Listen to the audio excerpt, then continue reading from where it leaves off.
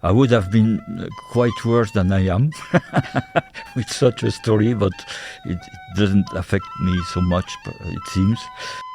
I think it's very important. If you don't teach with the heart, there's no connection with the children. And so what can you teach if there is no connection? I had a high level because I played all days, and the whole weekends I played 8-10 hours a day. Like our masters, I try to bring my pupils as far as possible as I can.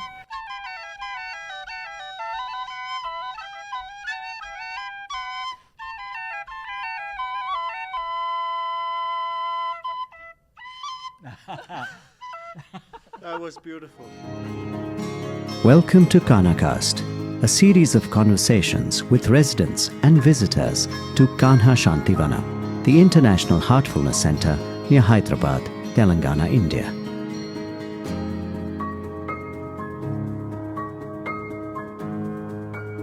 In this episode, I'm speaking to Agnes and Gerald.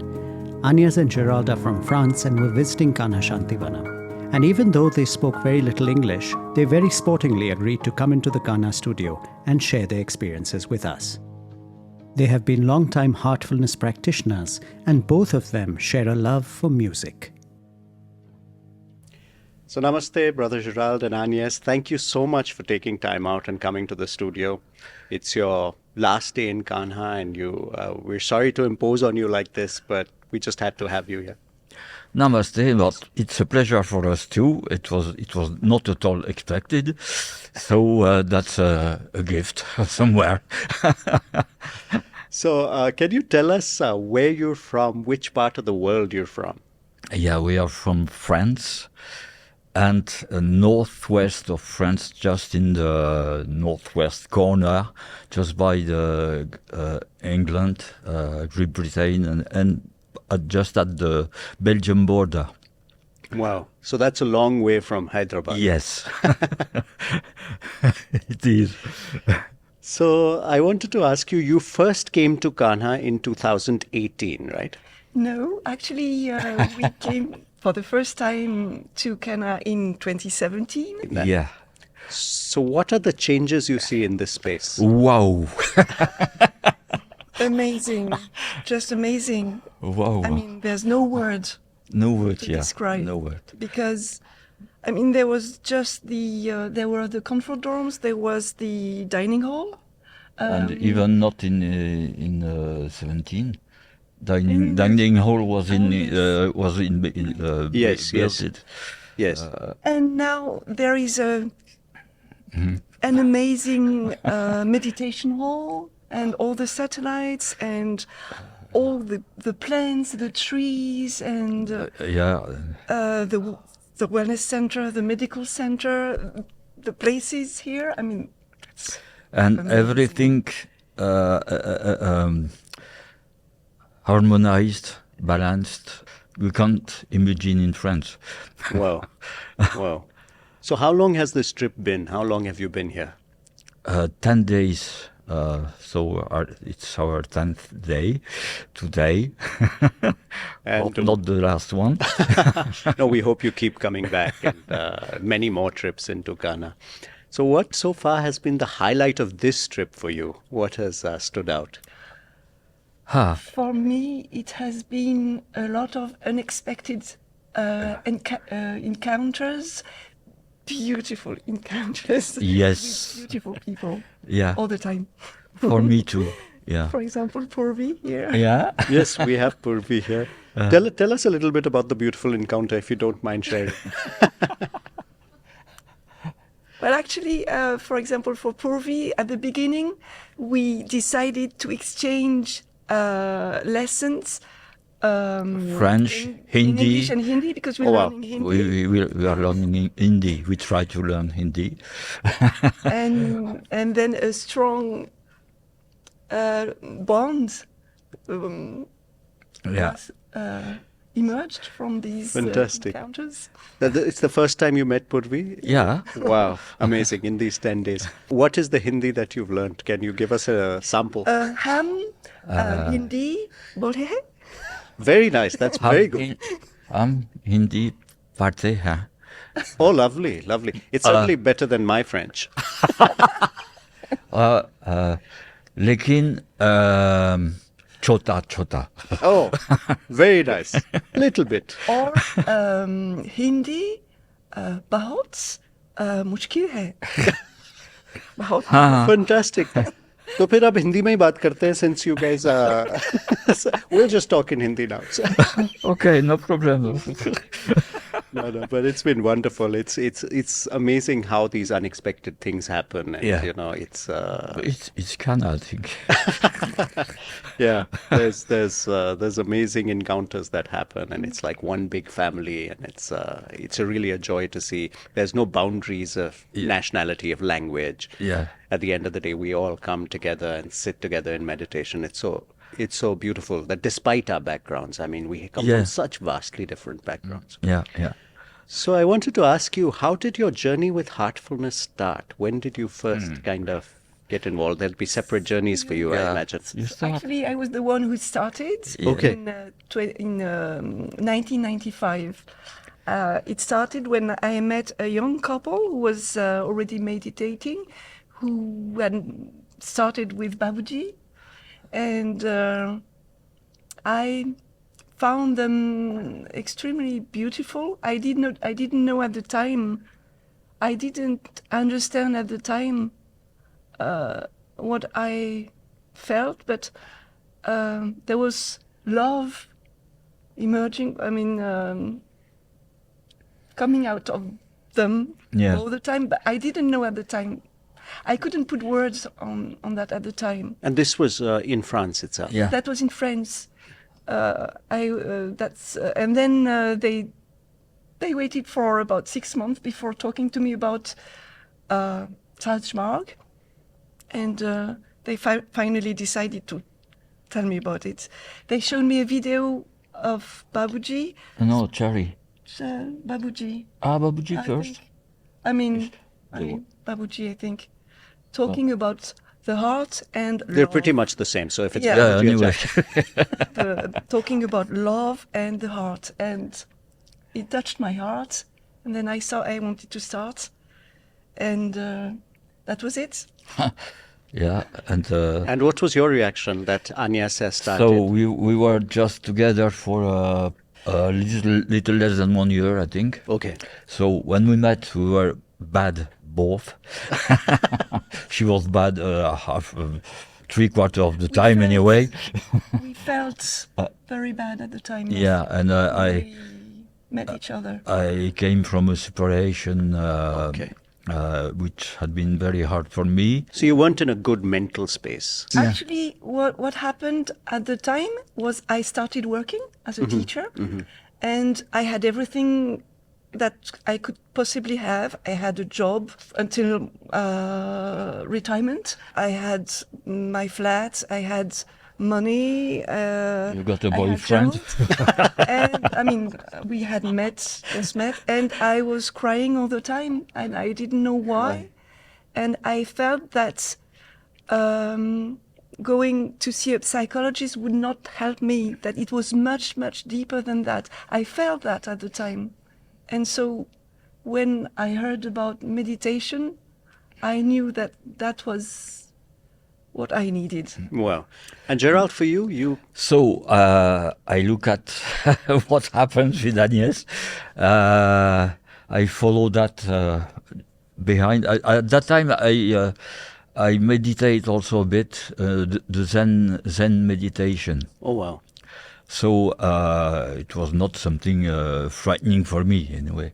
But so I was not suspicious, but because I immediately felt that the message was great, and but it was I thought with the books that she got, and also the videos, that it was something more Indian, from the Indian culture, which doesn't fit well The with West, the Western culture. So I was just looking at that, and but so I wait Well, I started in 2000, yeah. Okay. So, And we have a little story to tell yes. you about that. Yes, we would love to. Interesting one. It was very difficult at that time. It was very difficult. I was going through a difficult time with Sadhmarg for some reasons, and I had decided to stop Okay. meditating, and we had just been for a sitting, and we were going back home by car, and I was thinking about telling Gerald that I was going to stop. Okay. So we were driving, and just before I spoke, Gerald said, he spoke before me, just a second or 2 seconds before me, and he said, I've decided to start. So I couldn't stop. Wow. That is amazing. Yeah. What a story. That Yeah. is really amazing. And I think from that, well, we all go through problems with our practice at times. It's not always rosy. We feel there's times when you're just not feeling it. You just feel that I want to walk away. But it's amazing, these little signs that come through, Yeah. and you caught that sign. Yes. Yeah. And so I had no So, choice. Thank you, Gerald, for speaking when you did. You've made this possible. Yeah. that one sentence that I'm going to start. Yeah, so 2 seconds. It was fun, really. Incredible. That's so beautiful. But was there something growing up in the West, since Gerald, you were mentioning that sometimes you felt that it is something that did not fit in the West. But growing up in the West, did you feel a yearning for something spiritual? Did you feel, do you come from a very religious background? Yeah. What was it like growing up? So I'm from a Catholic background. When I was around, don't remember exactly, 13, 14, I had a retreat with a Catholic retreat with youth. Wow. And I remember that I said, I here, there, with what happened there, I found God. Well, okay. But 1 or 2 years after, I let all down. And after I began to be interested in esotericism and Sure. spirituality, but perhaps I didn't have the noun. So I was interested in different things like that. So later, so quite later, I started Zen meditation.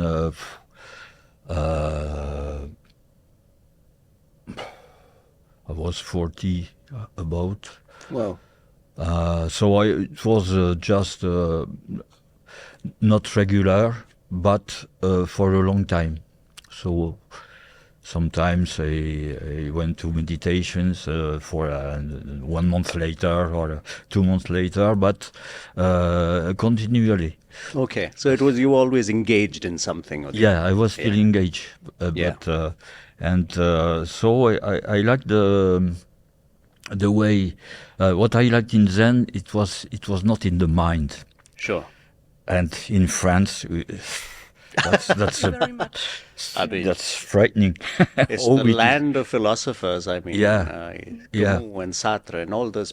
So you have to. They're all in the mind, pretty much. Yeah, but the heart is forgotten there. So Yeah. so it was something natural to come to Salzmark, and Lovely. she drove me there. Yeah. While she was on her way out. Yeah.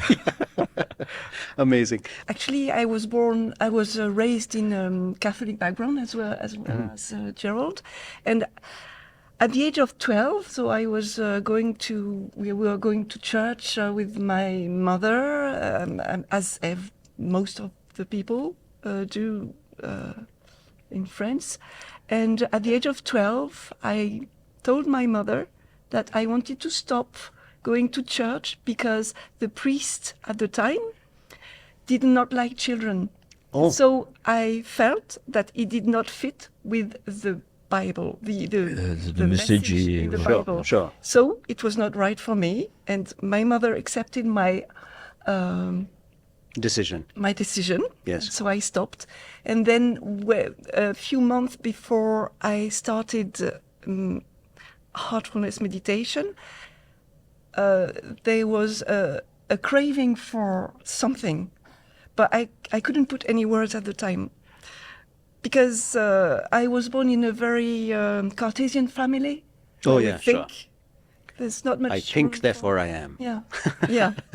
And so there was this craving somewhere, and then Sajmark appeared. Amazing. Amazing.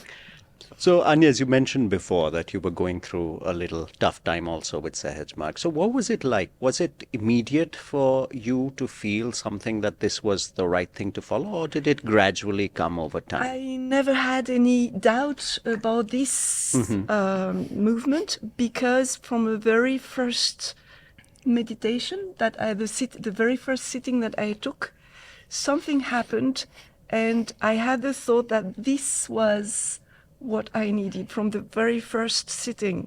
So Wow. I never had any doubt about this heartfulness meditation. The doubt I had later was it was about someone in the mission. Okay. Yeah, personal issues, they Yeah, happen all the time. personal issues. Yes. And we do, sometimes it's like, Yes. you're a teacher, so I suppose Yeah. you'd know that, sometimes we look at a student and we think we blame the whole school for what one student is doing. Yeah, that's common. How about you, Gerald? How was after that, when you started, you took your time to see? I took my time, I never had doubt. Mm-hmm. I started, and till there, it's okay. That I would say that Sajmark, somewhere we had to translate because of difference of cultures, answered the main question we have as human. So it's okay. I just follow, no doubt. Wow. Wow. I'm happy of that, because I know that's not the case for everybody. Absolutely. So how did you take it further? When did you start visiting India? Did you, when did that happen? I was the first one, of course. Okay. And when was this? It was in 2000, and it was also quite an amazing experience. First of all, I was totally stressed about the idea of going to India on my own. I came to India for the only reason that at the time Charaji had asked everyone to come to Manapakam for the inauguration of the meditation hall. Yes. And I couldn't go at the time. So since he had asked to go, I decided to go the year after. But the problem was that I bought my ticket much in advance, and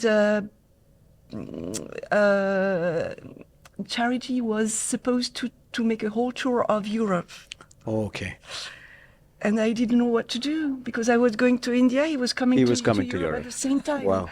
So finally, I decided to go to India. And what happened? He didn't go to Europe. Wow. So he was there all the time that I was there. Wow. Which was... And this was Manapakam, Chennai, right? Yeah, that was my first time. It felt like being in a washing machine for 18 days. Wow. And after that, for some years. Digesting for several months or even years. Yeah. It must have been quite something, suddenly to be here. And Gerald, when was your first visit? So the first time was in 2007. Agnes must have told you about her first visit, what it was like. Yeah, she came 2 or 3 times. Yeah. before you came. Before I came. Yeah.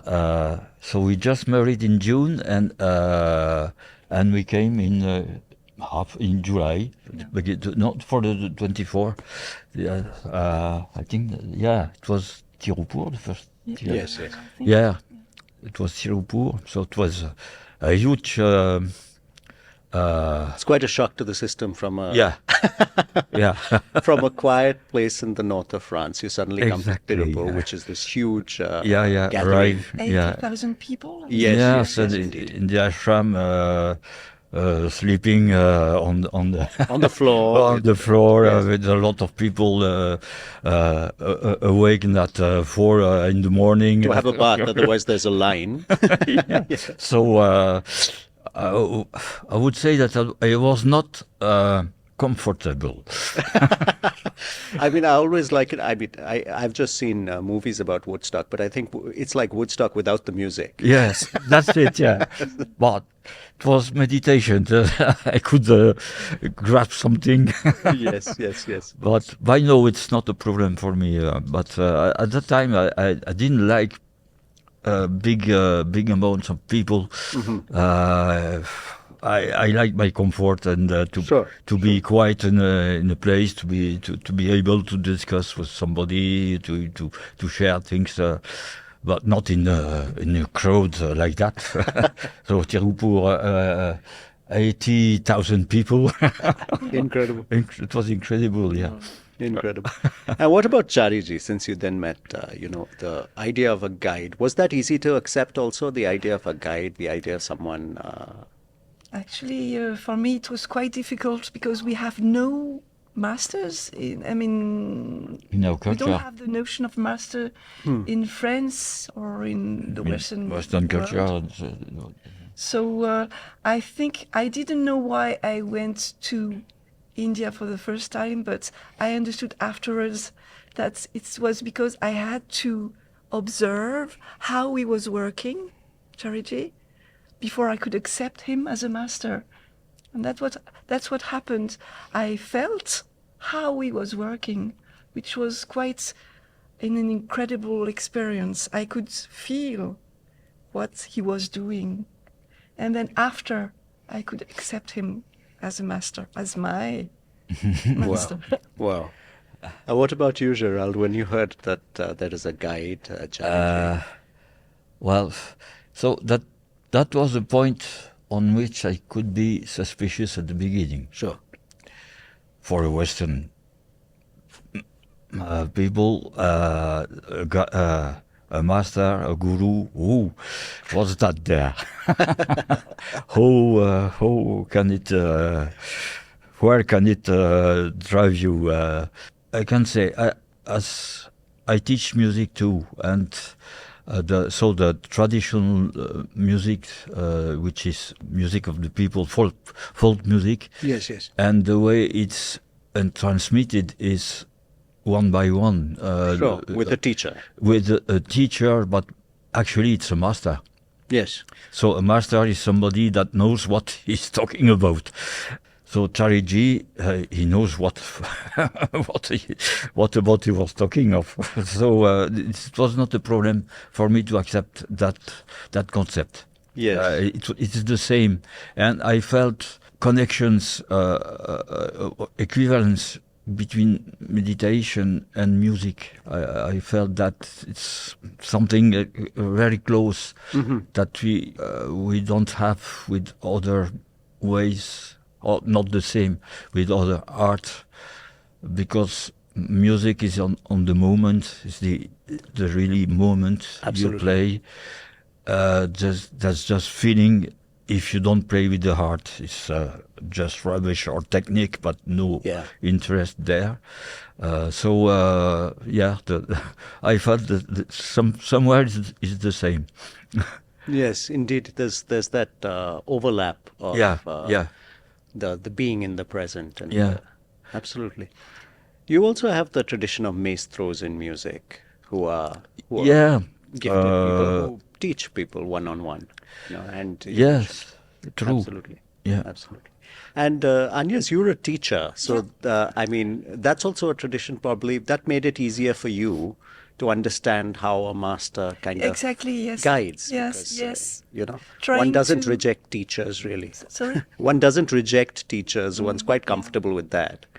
Yeah. Yeah, because I think, like our masters, I try to bring my pupils as far as possible as I can. Wow. So their interest is the most important for you. What It's they not need. always very easy. I can imagine. I do my I best. can imagine.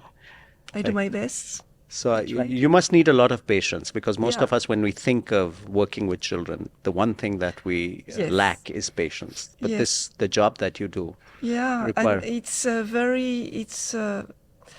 it taught me, teaching taught me a lot.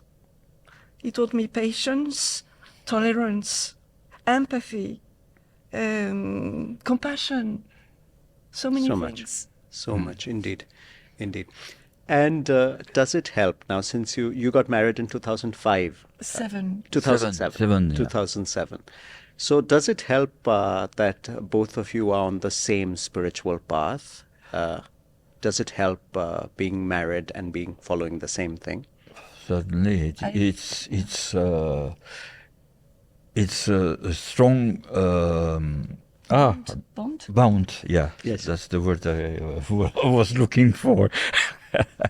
Yeah, certainly. Yeah.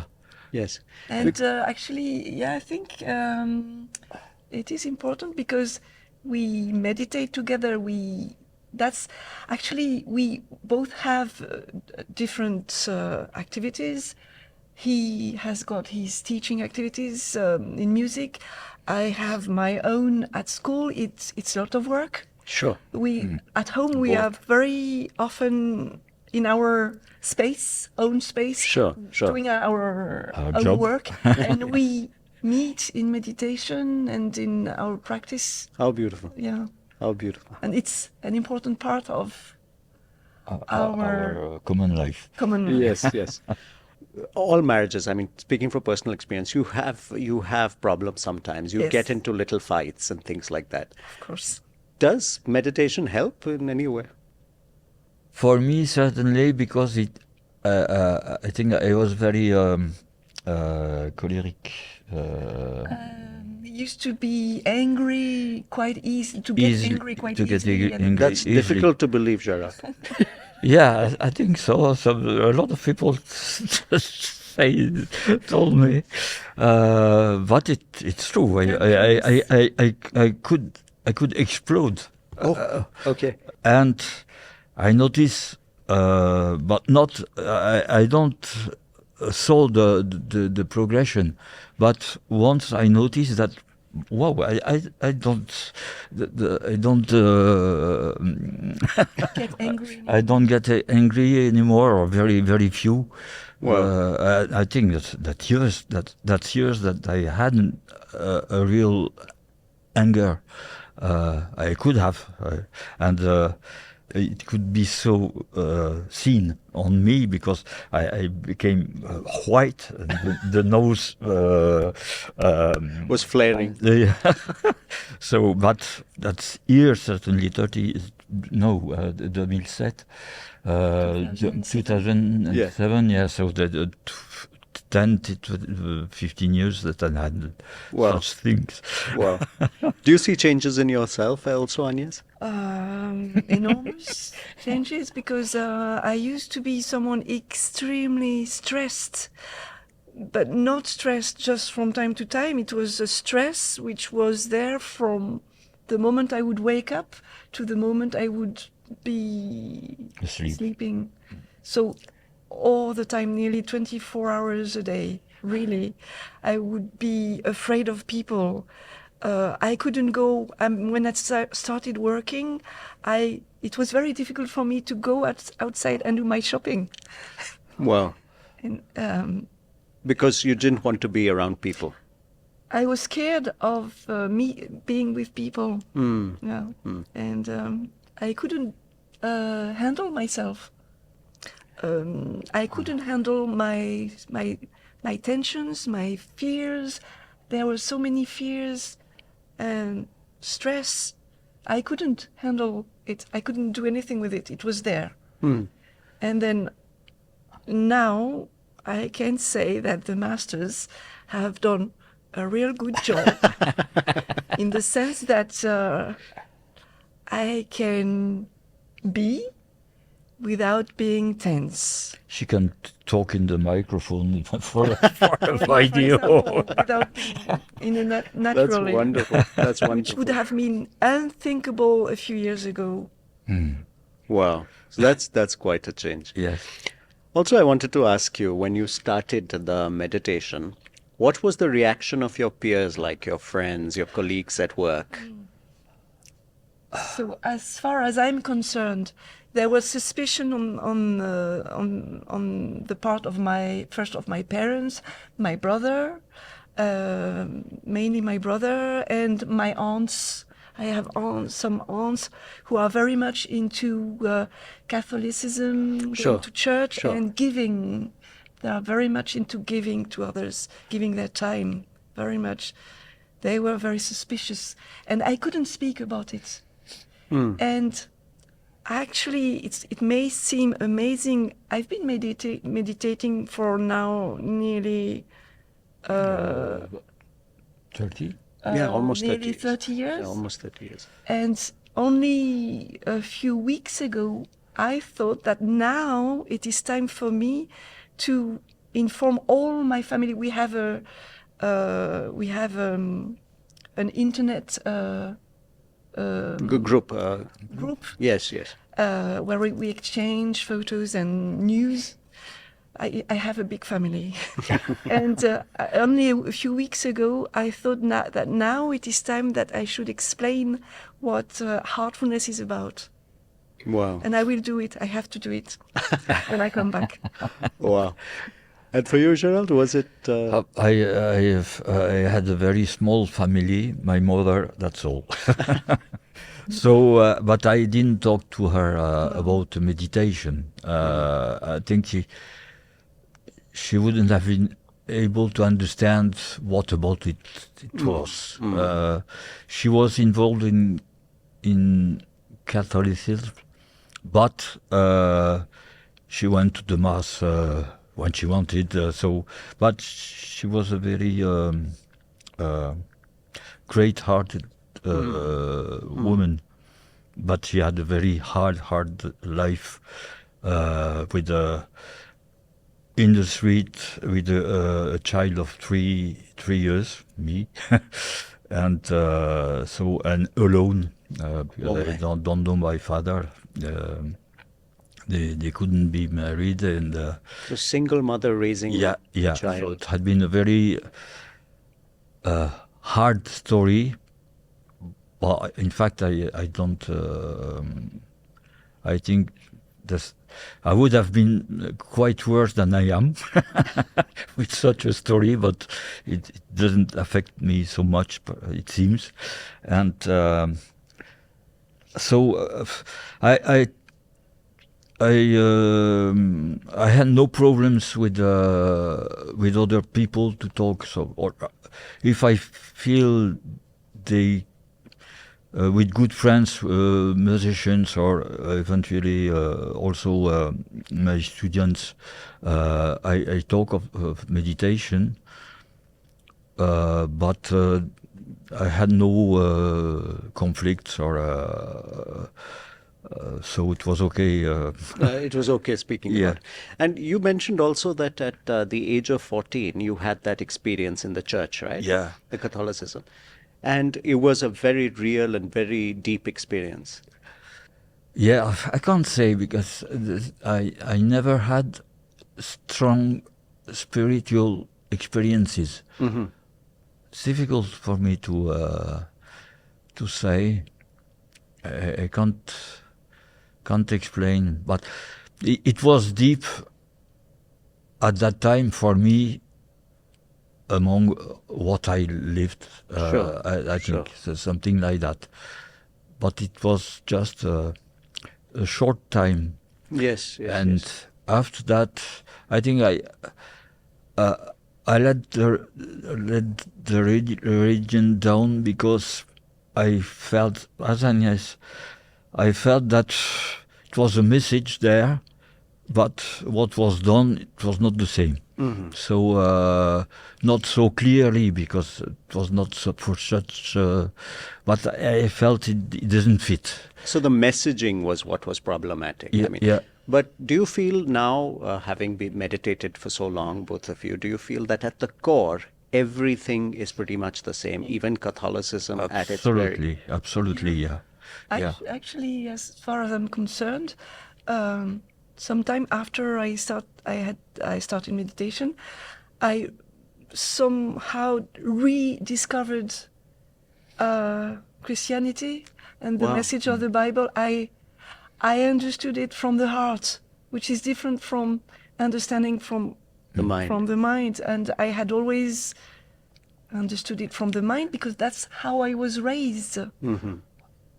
That's I was not raised listening to my heart, never. Mm. Now that you have had this experience, how easy is it to share it with the newer generation, to share it with the younger generation? What do you see in your society there? Are people opening up to such experiences, or is there still a long way to go? At the moment, I will speak about my pupils. Yes, because you interact with young people all the time. I teach. I've learned to teach from the heart. First of all, I think it's very important. If you don't teach with the heart, there's no connection with the children. And so what can you teach if there is no connection?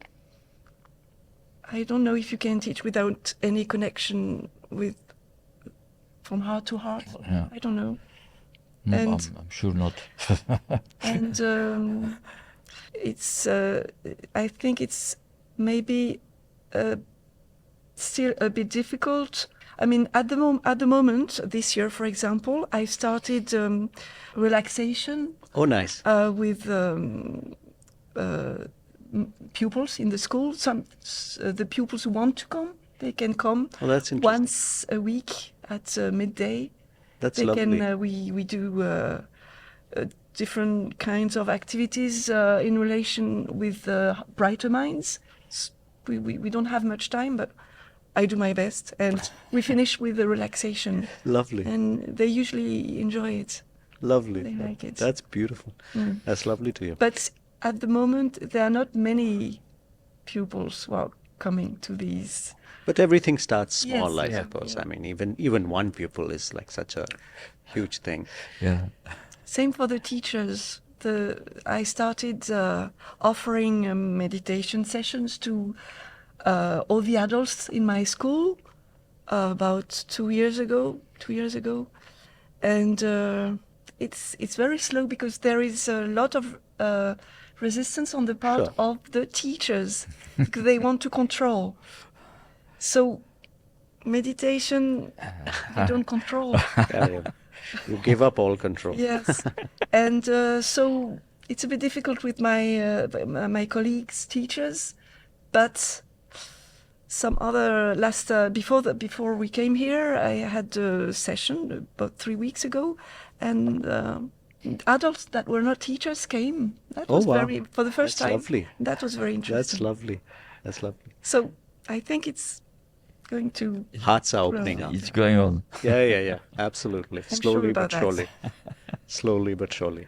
Yeah. Gerald, I wanted to ask you. Yeah. Yeah, you mentioned your childhood was a very tough childhood, Yeah. very difficult circumstances. How did you get involved with music? You're a music teacher now. When did music become a part of your life? I can't say exactly, but when I was 14, 15, 16, I had a friend who played guitar, and I had opportunities to be with groups where it was one of them playing guitar and singing. And I wanted to do the same. So Yes. I waited, I think, at least 6 months, suddenly 1 year, because my mother was alone, no money, so to get my first guitar. So I remember the day she went in the morning to pour faire les ménages, to do some housework. Housework, yeah. So early in the morning, and she told me one day, "That's a long time you're waiting for your guitar. Here is the money on the table." So, whoa! It was something as 7 in the morning. Wow. I remember. I have the memory that not remember exactly, but I turned in the flat for the shop open at 9 or 9:30 so or turning, and I was half an hour before the shop was open. I was in front of the shop. Had you already learned to play guitar by then? Yeah, that was my first instrument. So in 6 months, I had a high level because I played all days, and the whole weekends I played 8-10 hours a day during the weekends, and 1 or 2 or 3 hours if I could. Okay. I was not really good at school. I could be good, but I was very lazy. So before you got your own guitar, were you playing friends' guitars and things like that? Yes, I tried a bit, but I couldn't. I couldn't practice enough. Yeah, I couldn't practice. So and then it goes on very quickly, actually. But as it went on too quickly, I got a lot of defaults. Faults in the way of playing in techniques. Okay. I could play complicated things, but I had big faults.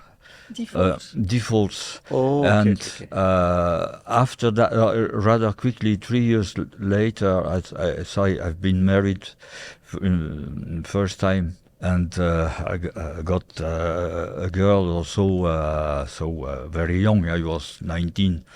And we went to, I started studies in the university that I didn't follow, but I was inscrit. Registered for 5 or 6 or 7 years. I don't remember, but I didn't went for the courses. Well, so we get we need money, so I started to teach guitar. Wow. So I learned a lot that way because I had I knew. I had to explain how to play, and to so you have to. So you deepened your understanding of the guitar. Yes, and I had faults to correct. Sure. I knew with the years, I knew what not to do. Yes. And I think I like teaching that way. I like teaching music and teaching. I think in a way, French, for example. Oh, you're teaching French to people. Yeah, yes, of course. Small a bit for now. So, what was that first guitar that you bought? That one that you waited half an hour outside that shop? It was a half folk, half classical guitar. It was the size of a classical guitar, but with metal strings. Oh, okay. So I remember the beginning. How it was very hard for the fingers. So 8 hours a day. Your fingers were bleeding. Yeah. And what was the kind of music you were playing on that? So I started a bit of classical that I learned myself. Mm-hmm. So I learned reading music. My mother, some years before, she comment t'as dit s'inscrire? She registered.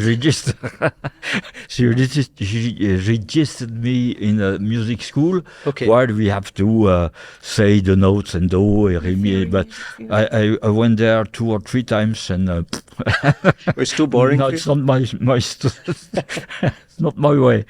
But I learned that way, and I gone and after folk music, English folk, that time in the 70s. Oh, Dylan, and that's So the end of 60s, and the Beatles, and Sure. after that I got an electric guitar. Leather jacket with the electric. Oh, and what Jimi Hendrix, Led Zeppelin, Black Sabbath. Of course, of course. So I went on that way, and after giving guitar, I had that guitar, and it was a friend, close friend of me, who had a folk guitar, Yamaha folk guitar, a good one, but the first Yamaha folk guitar they made with think. Difficult to explain. La première guitare qui a été conçue pour être fabriquée avec du contreplaqué. The first guitar that was conceived to be built with The solid body, the fiber. No, the multi layers, layers fused together. Yes. Yes. It was a very good guitar, and a new technique of making it. They had think very well about that. So the one these they made after were not so good. But, yes. And so that friend told me how you are better than me on the guitar, and I like yours. So we exchange. Yeah. Wow. So I have still the guitar. No Yamaha guitar. Whoa. Collector's item. Yeah. Yeah, that's a friend. I have a friend which was a guitar maker. He wanted to buy the guitar. Wow! But you're not letting go of that. No, I keep the guitar. Jesus. So you never really had a teacher teach you music. You picked it up yourself. I all the instruments I play, I learned by myself. Wow. I had some workshop. So years later, I started the uilleann pipes, which is the Irish pipes, and I could get one in Brittany. So I went to Brittany. It was a funny story because it was my wife and two other friends. They bought me the pipes, so I could get the set of pipes, but I had no workshop for 1 year, so I started, and as for the guitar, I got a lot of faults, so I needed years to correct. Oh, so you learned and then you had to relearn again. Yes. Wow. So, and actually, with some workshops, I could have that workshop 1 year later. But and I started also another kind of pipes, Flemish pipes. There are a lot of different bagpipes in. Yes, different sounds. So how did this change happen? Was from the strings to the wind instruments? Was it something you always felt you wanted to do? I think what had been, what certainly drove me that way. Was a band. So when arriving for studying in Lille, which is the big city in north of France, it was we got a friend there, and he had records of one band, an Irish band, which was very revolutionary, which was called Planxty. Planxty. Planxty,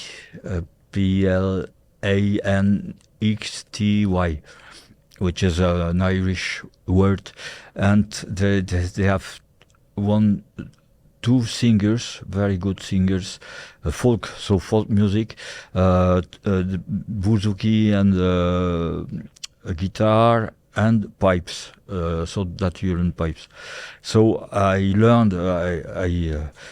I remember I was working in school. I was, comment on peut dire, un pion, surveillant. what do we say? The people who look after the children, not during the lessons, but outside, like a warden kind of. Yeah. Yes. So I remember I have a recording with headphones, and so there were the kids working at their work. And you've got listening to music. Music, and I wrote, tried to wrote. So with the mandolin, I had the mandolin under the desk to try. It was funny. Well, so I suddenly for 2 records I learned all the tunes and all the parts. Wow. Wow. Crazy. And you heard the pipes there, and you said, so the girls they bought me the pipes. So that's how I went on the pipes. And by now I have 8 or 9 kind of different pipes. Wow. With different fingers. But it's a huge word. Yes. Yes, there's so many different kinds of, and the wind instruments have been. I mean, in all cultures, they have their own version of the pipes. There you have different flutes. I mean, there's the duduk from, I think, Armenia, which is extraordinarily beautiful. Yeah. Or the kaval, I like very much in Bulgaria. And then you have the Japanese bamboo flutes, the big ones. Also. Or the bansuri. We have a friend who plays the bansuri. Oh, wow. He learned with Chorazia. Wow. And Chorazia said him, if you would have been serious, you could be a world playing all over the world. Yeah. Wow. And he plays Irish music on the bamboo flute. Wow. Yeah, and he is amazing, incredible. But you can't work with him. You never know. Anything can happen with him. But that is something very. A lot of people say about a lot of musicians that they're very unpredictable. Are you like that, Gerald? Are you? I can't say myself. What do you think of that? Yeah. No, it's predictable. I mean, yes, that's very sweet of you, Agnes, to say.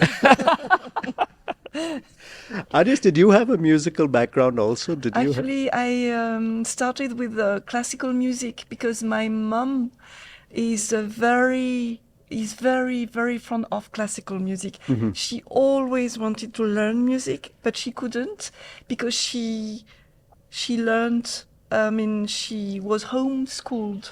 Okay. Her mom would teach her 10 children. School subjects.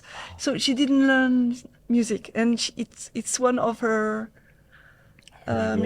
Something that she would really have loved to do. So she regrets that. Yeah, that's a regret for her. Mm-hmm. So she put her to do music.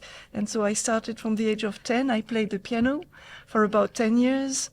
And then I started studying in Paris. And it was more difficult to play the piano. And then after that, I spent a year in Ireland as part of my courses. Mm-hmm. And when I came back, I discovered Irish music in Ireland. And when I came back, I really wanted to learn Irish music. So I started learning the tin whistle. Wow. That's what we play together. And then after that, classical music, you always learn with notes. Scores. The notes. And yes. Written music, sheet music. Yeah, you don't learn from ear. From ear. Yes. Yeah. And then I discovered Irish music. For a year, I learned how to learn only by listening, not reading to any kind of written music. Yeah. Written music. Yeah. And then I started working in the north of France, in Lille. I met 2 girls who were playing the accordion. Oh, nice.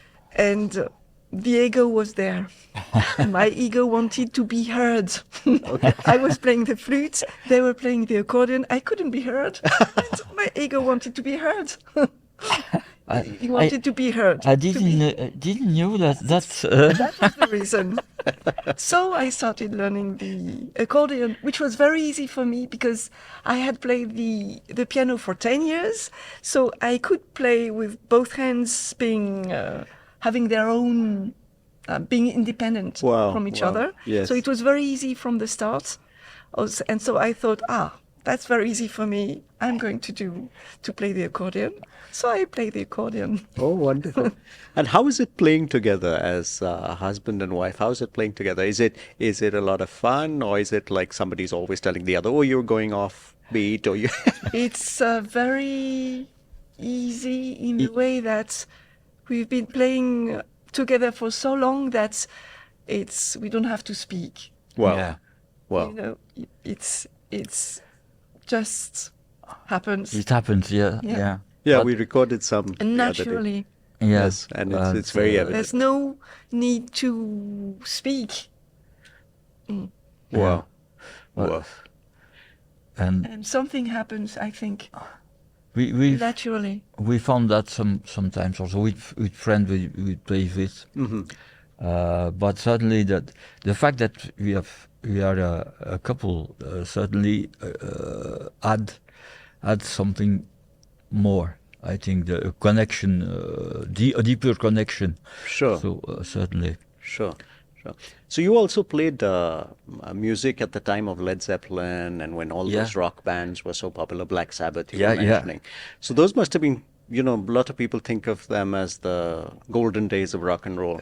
Yeah, I think so.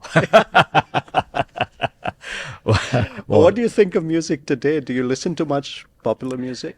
Not so much, but I think I have a huge discotheque that I got on Spotify.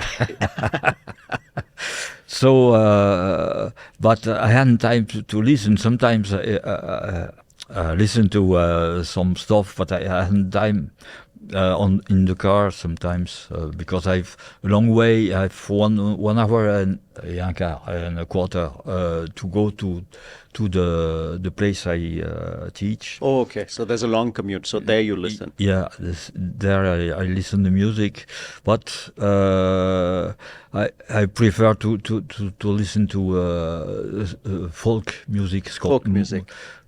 Who are your favorite artists if some listeners would like to Google some music that you guys are listening to? Whew.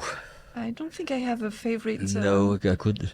So music player. I talk of the band Planksty, which I think is one of the huge. There are some.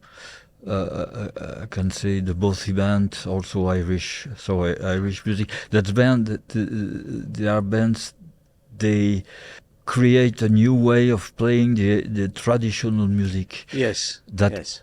comes from the revival coming from the States. Yes.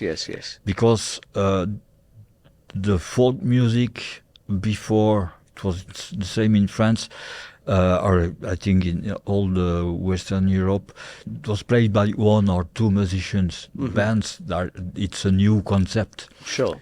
And that's mainly dance music, and well, so I have some bands I can say, but same in French music. I played also French music. We play a bit, Flemish music too. Oh, wow.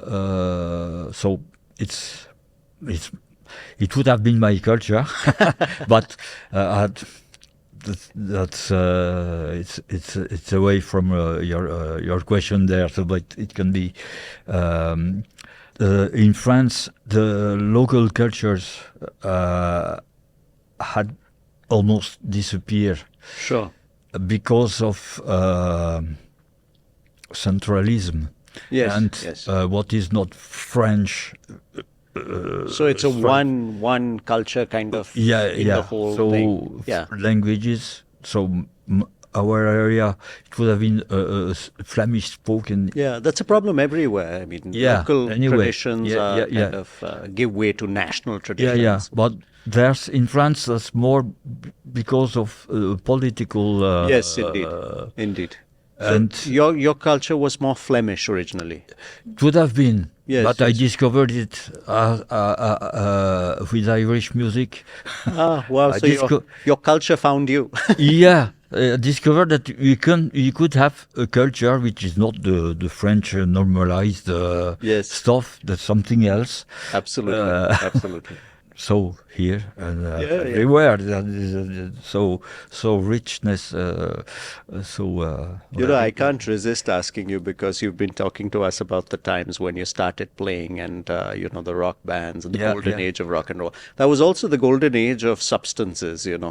There was a lot of acid. There was a lot of, and especially the musicians were doing a lot of drugs and things like that. Yeah. Yeah. So, was that a part of your life, and how did that change? I never had problems. I was not in the opportunities to have drugs and so on. Yeah. Only once, it was enough.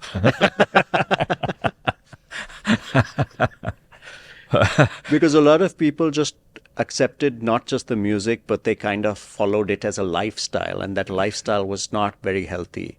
And Yeah. Yeah, the alcohol and so on. I think it was a way to cut with the old world. Sure. It was a rebellion kind of. Yeah. Absolutely. I also I played rock music, jazz a bit, folk after, and also I accompanied singers. Okay. So that's not folk. It's how we call that pour Jacques ou pour la chanteuse que j'ai accompagnée. Je sais pas comment on peut expliquer. Well, actually, he played with the singers, but it was singers. Text Singers. text Okay. singers, Dylan or Bob Dylan or something else, but not so folk. For one singer, I accompanied for I think 30 years. Wow. He needed to drink to go on To stage. play. Yeah. I understand that, because we can be really scared to go on stage. Yes, there's stage fright. There are people looking at you. Yeah, There's an so audience. alcohol can help. I did it myself, not to be completely drunk, but because then I can't play. What's not the case for Irish people. The more they're drunk, the best better they they play. Irish drinking songs are the whole genre in themselves. There's an entire. Yeah, it's amazing. Well, so I think for some it helps, Yes, but yes. a lot of singers they are known to be alcoholics because of that, I think. Because of the stage fright. And Yeah, things. yeah. Also, now that you are both doing folk music, Yeah. and it's a traditional form of music that perhaps was endangered of being lost. Do you think that tradition is carrying on now? Do you see young people? Are there a lot of people that come and take lessons from you? Is that tradition safe? Depends of the places. Mm-hmm. In Irish, in Ireland, it's very living. It's a living tradition. But some places, the young people, they don't know about the pipes and the whistle and so. But there are a lot of young, marvelous musicians.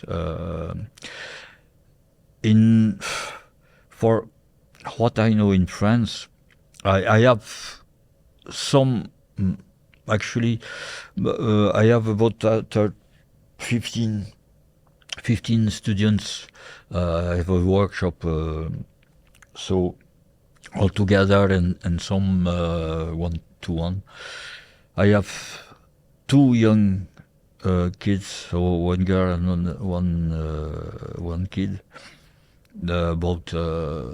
She's 16, 15, and the guy is 18 now.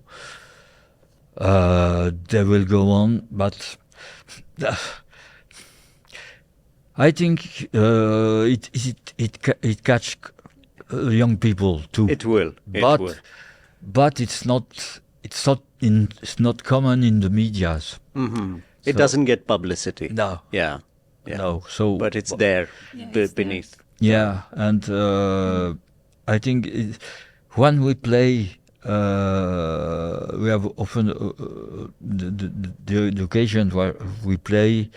There are often people they don't know really about this music, but they are interested. They respond. They respond. Wow, yeah, that's nice. So I think also for the dance music, because we have a tradition. So it was all this music were for dancing, and in our area since the 80s, 70s, there's a tradition of folk balls. Yes. So and still now, so there's a big amount of people dancing on folk music and interested in folk music, but that's not the main part. So that's a small part of the people. So it's c'est de la musique de niche. So it's a small niche community. Niche, it's a small community, but it's there. But it's there. Yeah. Now that since we've spoken a lot about music, I think we're almost at the end of our talk. But we could perhaps bother you to play something. Yeah. So I think you have your whistles here. Yeah. We'll do our best. Thank you so much. We play that on I play that on the whistle on the Flemish pipes. Oh, and okay. I played on another flute. A smaller okay, one. okay. So we'll try to. We'll try. Thank you so much. On commence en même temps. Comme tu ouais, Oui. d'accord. Donc tu comptes. Bon, je vais le dire en flamand alors. Oui. Et tu es 3, 4. Ah bah. That was beautiful. Oh. Sorry. Ah, tu te fais comme ça, toi. Bah. Ah oui.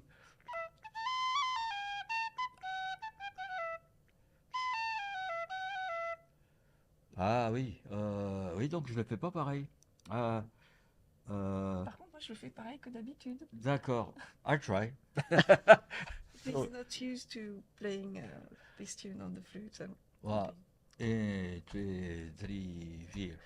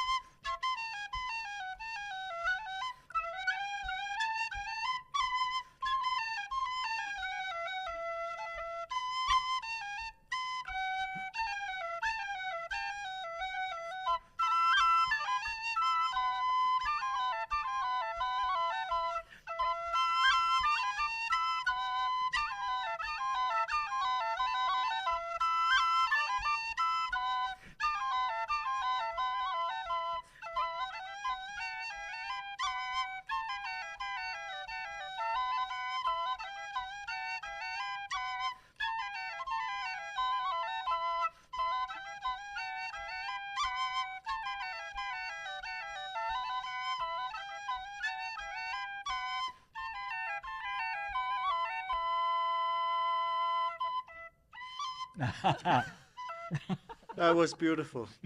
That was beautiful. Thank you so much. Thank you so much. So it's an old tune from the 18th century from Flanders. Wow. Wow. So we just heard something that probably people heard 200 years ago in Flanders somewhere. Wow. It's amazing. Here in Kanha Shanti Vanam. The surprises never cease. They never end. Thank you so much, Gerald and Agnes. It's been absolutely beautiful. It's been such a pleasure. Thank you. It was a great pleasure for us too. And It was an honor for us. yes. Thank you so much. And we hope to see you again soon. Have a great trip back. And Thank you very much. Thank you. thank you. Thank you. Dhanyavad. Fantastic. Thank you for tuning into this episode of KanaCast. Do subscribe to KanaCast on YouTube, Instagram, and Spotify. Until the next episode, from the entire KanaCast team, namaste and goodbye.